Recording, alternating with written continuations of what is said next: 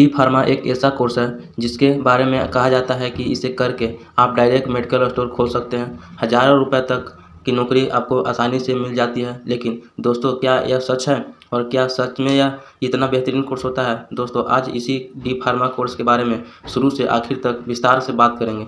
इसके admission process, entrance exam, syllabus, fees, job, salary, business, medical store, इन तमाम चीज़ों के बारे में जानेंगे और इसलिए कृपया करके इस वीडियो को पूरा देखिएगा। दोस्तों, डी फार्मा फार्मेसी से संबंधित कोर्स होता है जो कि एक डिप्लोमा कोर्स है, ना कि डिग्री कोर्स। डिप्लोमा कोर्स और डिग्री कोर्स में बहुत ज़्यादा अंतर होता है। शॉर्ट में आपको बताऊं तो डिग्री कोर्स के बाद नौकरियां की इतनी ज़्यादा अपॉर्चुनिटी होती है, डिप्लोमा कोर्स के बाद उतनी अपॉर्चुनिटी नहीं मिलती है।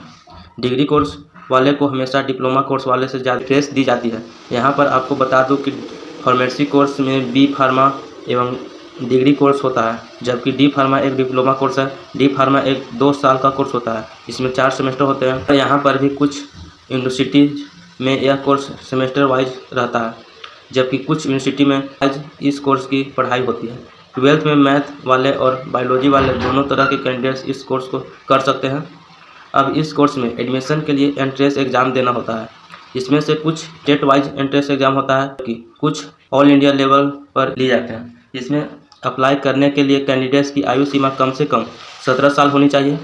इसके साथ ही 12th में जनरल कैटेगरी वाले के नंबर 50% आने चाहिए और ओबीसी, SC ST वाले के 45% नंबर आने चाहिए। इसके बाद ही डी फार्मा के लिए एंट्रेंस एग्जाम का फॉर्म भर सकते हैं। इसमें लगभग 200 रुपये से 300 रुपये तक का खर्चा भी आ जाता है। अब इसके लिए अलग अलग राज्यों में अलग अलग नाम से एंट्रेंस एग्जाम लिए जाते हैं, जिसमें उत्तर प्रदेश में SEE नाम से एंट्रेंस एग्जाम लिए जाते हैं, उत्तराखंड में UKSEE, राजस्थान में RUSH, छत्तीसगढ़ में CGPPST, पंजाब में PMET।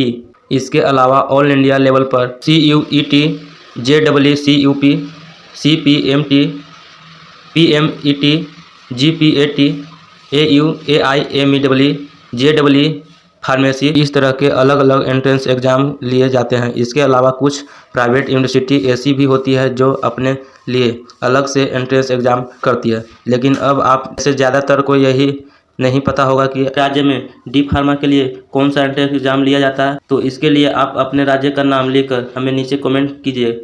हम आपको कमेंट का रिप्लाई करके बता देंगे कि इसके एंट्रेंस एग्ज़ाम में मैथमेटिक्स, केमिस्ट्री, फिजिक्स, बायोलॉजी, इन विषयों से प्रश्न पूछे जाते हैं। इनमें होने के लिए कम से कम 45% नंबर तो आने ही होते हैं। बाकी मेरिट लिस्ट के हिसाब से अलग अलग सरकारी या प्राइवेट कॉलेज मिल जाता है। और आपको बता दें कि इन एंट्रेंस एग्ज़ाम के अलावा कुछ प्राइवेट कॉलेज भी होते हैं जिसमें आपको डायरेक्ट एडमिशन मिल जाता है। वहाँ पर कोई एंट्रेंस एग्ज़ाम देने की ज़रूरत नहीं होती है और ना ही 12th के नंबर मैटर करते हैं। लेकिन यहाँ पर दोस्तों, अगर आप एंट्रेंस एग्ज़ाम क्लियर करके सरकारी कॉलेज ले लेते हैं तो आपकी फ़ीस बहुत रह जाती है।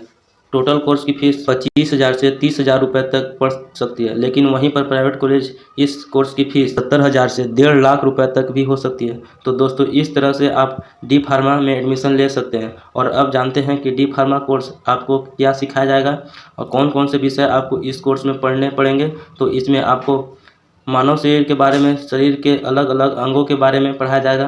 बीमारियां और शरीर के अंदर दवाइयां किस तरह से काम करती है या शरीर को कैसे प्रभावित करती है, इस तरह की चीज़ों के बारे में विस्तार से पढ़ने को मिलेगा। इसके अलावा अलग अलग तरह की दवाइयों जैसे टैबलेट, कैप्सूल, सिरप, मलहम, इसके बारे में और यह कैसे तैयार किए जाते हैं, कौन कौन से इसमें ड्रग्स इस्तेमाल किए जाते हैं, इस तरह की सभी चीज़ों के बारे में आपको थ्योरी और प्रैक्टिकल के माध्यम से सीखने को मिलेगा। और इस कोर्स को आप pharmaceutics, biochemistry, clinical pathology, pharmaceutical chemistry, human anatomy, physiology, pharmacognosy, health education and community pharmacy, इस तरह के सब्जेक्ट आपको इस कोर्स में पढ़ने पड़ेंगे। और आपको यह पता ही है कि यह कोर्स कुछ यूनिवर्सिटी में तो सेमेस्टर वाइज रहता है, लेकिन कुछ जगह पर ईयर वाइज भी इस कोर्स की पढ़ाई करनी पड़ती है।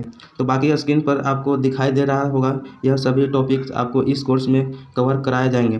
तो दोस्तों, इस तरह से 2 साल में आप डी फार्मा का कोर्स को कंप्लीट कर पाएंगे। इसके बाद दोस्तों, रजिस्टर्ड लाइसेंस लेने के लिए सरकार ने 2 नियम लागू कर दिए हैं, जिसमें से एक तो डी फार्मा के बाद एग्जिट एग्ज़ाम क्लियर करना होगा और दूसरा कम से कम 3 महीने की गवर्नमेंट के या गवर्नमेंट हॉस्पिटल में फार्मेसी का एक्सपीरियंस लेना पड़ेगा, तभी आप रजिस्टर्ड लाइसेंस के लिए अप्लाई कर पाएंगे। अब ये एग्जिट एग्ज़ाम क्या होता है इसके बारे में जान लीजिए। दोस्तों देखो, डी फार्मा कंप्लीट करने के बाद यह एग्जिट एग्ज़ाम आपको देना जरूर होगा। एग्जिट एग्ज़ाम साल में 2 बार लिया जाएगा और अगर आप इसे क्लियर नहीं कर पाते हैं तो आप जितनी बार चाहे इस एग्ज़ाम को दोबारा से दे सकते हैं। इसके लिए कोई लिमिट नहीं रखी गई है। इसमें टोटल 8 विषयों से 3 पेपर होंगे, जिसमें 50% नंबर आने होंगे। सभी प्रश्न ऑब्जेक्टिव टाइप रहेंगे और इंग्लिश भाषा में सभी प्रश्न पूछे जाएंगे।